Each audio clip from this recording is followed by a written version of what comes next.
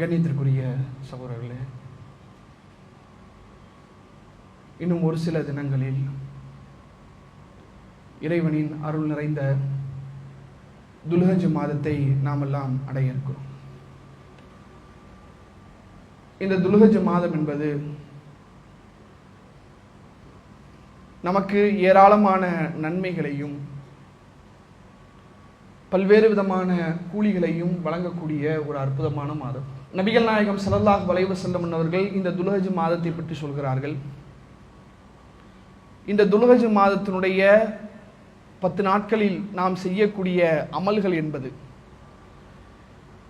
ஏனைய நாட்களில் நீங்கள் செய்யக்கூடிய அமல்களை விட அல்லாஹ்விடத்திலே மிக சிறந்தது, உயர்ந்தது, விருப்பத்திற்குரியது என்று நபிகள் நாயகம் ஸல்லல்லாஹு அலைஹி வஸல்லம் அவர்கள் சொல்கிறார்.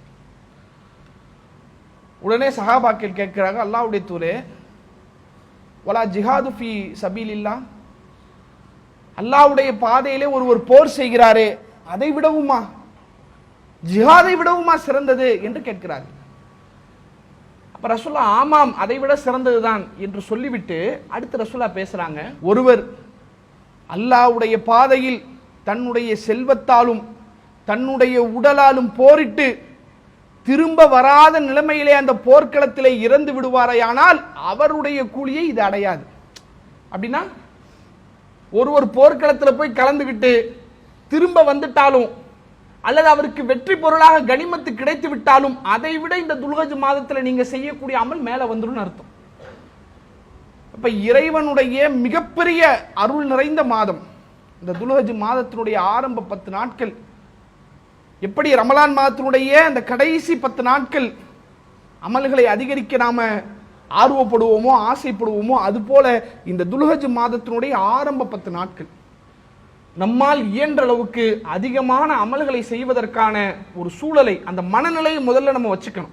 இந்த 10 நாளை நம்ம நல்ல முறையில் பயன்படுத்தணும், நல்ல அமல்களை செய்யணும், தொழுகைகளில் கவனத்தோடு இருக்கணும், ஜமாத்தோட தொழுகையை நிறைவேற்றணும், முன்பின் சுன்னத்துகளை நிறைவேற்றணும், நம்மால இயன்ற தர்மங்களை செய்யணும் என்கிற மாதிரியான மனநிலையை முதலிலே வளர்த்து கொள்ள வேண்டும்.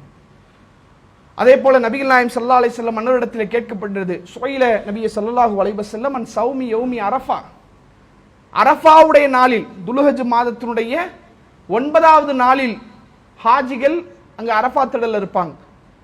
அப்போ உலக முஸ்லிம்கள் எல்லாம் அவர்கள் பிறை பார்த்த அடிப்படையிலே அந்த அரஃபாவுடைய நோன்பு நோக்கக்கூடிய சந்தர்ப்பத்தில் அதை பற்றி நபிகள் நாயகம் ஸல்லல்லாஹு அலைஹி வஸல்லம் இடத்தில் கேட்கப்படுகிறது, அதற்கு என்ன நன்மை என்று. அல்லாஹ்வுடைய தூதர் அவர்கள் சொன்னார்கள், யூ கஃபீரு சனத்த மாலியா வல் பாக்கியா, அது ஒரு வருடம் அவர் செய்த அமல்களுக்கான, அவர் செய்த தீமைகளுக்கான பாவ மன்னிப்பாக, முந்தைய ஒரு வருடமும் பிந்தைய ஒரு வருடத்திற்கான பாவ மன்னிப்பாக அது அமையும் என்று அல்லாஹ்வுடைய தூதர் அவங்க சொன்னாங்க. அப்ப இந்த அளவுக்கு பாக்கியம் நிறைந்த, கூலி நிறைந்த இந்த மாதத்தை நாம் அடைய இருக்கிறோம்.